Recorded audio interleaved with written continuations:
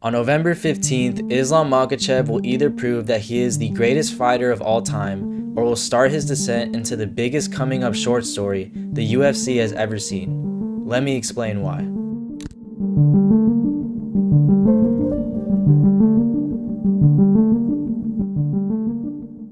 Islam Makhachev was the reigning and defending UFC lightweight champion for around the past 3 years. However, he recently vacated his title in May of 2025 to pursue greatness by becoming a double champion and taking the welterweight title from current champion Jack Della Maddalena.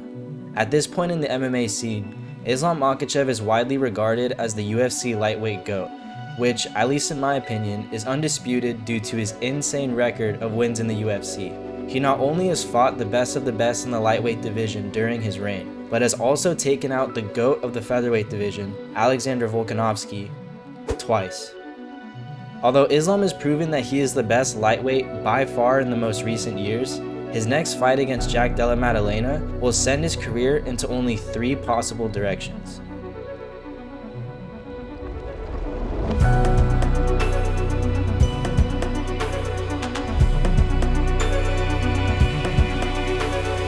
Islam defeats Jack Della Maddalena and secures the welterweight belt.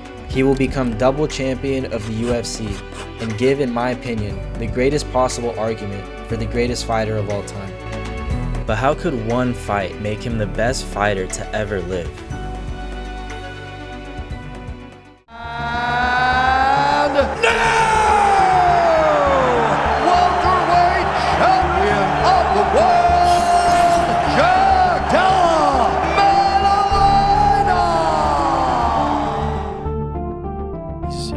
Striking too. He's like one of the best in the sport at mixing up shots from the body to the head. Jack Della Maddalena put on a absolute boxing clinic last night. He's an exciting fighter. He's gonna have a fight with Islam Makhachev, and I can't wait to talk about that fight too. JDM is a slick, speedy, and powerful primary striker, and his 2 most recent fights against Gilbert Burns and Belal Muhammad have been the biggest indicators as to how he is a different level than the majority of fighters in the UFC. In his fight against Gilbert Burns, JDM began the fight winning exchanges on the feet. However, when Burns started implementing takedowns and grappling, JDM started to fall behind. The new takedown threat from Burns made JDM less effective on the feet and had him possibly down 2 rounds. To turn the tide, JDM's corner gave him the truth about what he needed to do in order to win the fight. You're definitely down that one. Let's finish in this round. Down that one. Let's finish in this round. All right? Let's get after him, but we don't need to rush the shot with beat. Okay? Believe in yourself. Right? Come on, Jack. Let's go. This is it. When you get 2-on-1 on a grip, okay, I need you up instantly. Do you understand? 2-on-1 on a grip, you're up instantly. Hey, brother, this is what we do it for. After this pep talk, with 2 minutes left in the 3rd round, JDM caught Gilbert Burns with a knee to the face as he dove for a takedown, finishing him and securing a win. This finish alone was impressive to MMA fans, as it showed JDM was able to adjust to a wrestling-heavy game plan effectively. However, it was later announced that JDM had broken his forearm earlier on in the fight, making the win even more crazy and showcasing how tough he could be as a fighter. Although he struggled with takedown defense in the Burns fight, when it came time for JDM to get his title shot against Belal Muhammad, one of the most imposing wrestlers in the division, he made sure to leave no stone unturned in his preparation. He brought in Craig Jones, an accomplished BJJ specialist that at one point was the 2nd best grappler in the world. Craig Jones is known for helping Alexander Volkanovski give Makhachev one of his hardest fights to date, by formulating techniques that were the Achilles heel to the Dagestani wrestling style. This decision paid off in full as JDM absolutely dominated Belal Muhammad, outstriking him in each round and thwarting all of his takedown attempts. Because of these fights, JDM has been said by many to have the best chance at beating Makhachev, not only due to his skills, but the fact that he is a big welterweight who will have a size advantage on fight day. However, with all of these points, Islam Makhachev is still the favorite on betting lines. This ultimately makes sense as he is the number 2 pound-for-pound fighter in the world and is a better wrestler and submission artist than Belal Muhammad. This win would, in my opinion, make him the GOAT of MMA, as he will have stayed on an unbeaten streak for 10 years, fought the highest level of competition we have ever seen in the sport, and also tie Anderson Silva's UFC record of the highest win streak ever achieved. But what if Islam loses? How could one loss derail his career so heavily?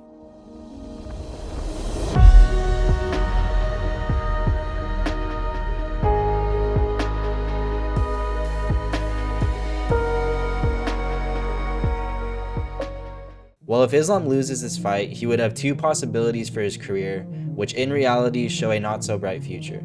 The first option is for Islam to stay in the welterweight division, as he's already bulked up to 170 and felt what it's like to not cut so much weight before a fight. Since Belal and Islam are friends and wouldn't fight each other, this leaves Islam with some tricky matchups such as Sean Brady and Kamaru Usman. Also, Islam has stated that he does not intend to fight for that much longer. If he isn't able to get a quick couple of wins and fight for the title a second time, we could see Islam's career end in the top 5 of the welterweight division, not being able to secure a second belt and losing his reputation as an unbeatable force in MMA.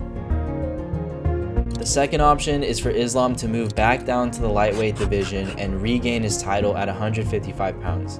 This, in my opinion, is the worst option that Islam can choose if he loses. The current lightweight champion is the former featherweight champion from Spain, as well as the current #1 pound-for-pound fighter in the world, Ilia Topuria.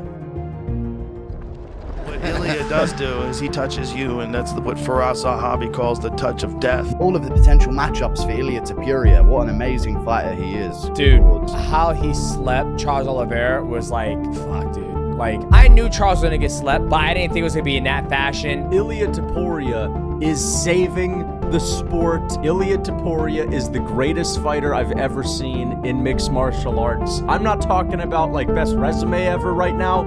I'm just saying this is the best fighter we've ever seen. If you have been following the UFC at all for the past 2 years, you will know who Ilia Topuria is and how dangerous of a fighter he can be. His speed and power in his strikes is unrivaled in the weight classes he has fought in. This can be seen by leaving the GOAT of the featherweight division, Alexander Volkanovski, and the fighter with the strongest chin in the UFC, Max Holloway, in states that we have never seen them in before.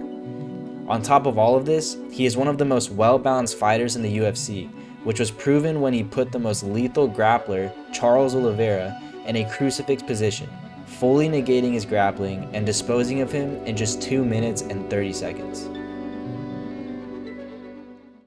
If Islam Makhachev goes down to regain the lightweight belt, he will be in a fight with a level of striking power, speed, and technique that he has never seen before.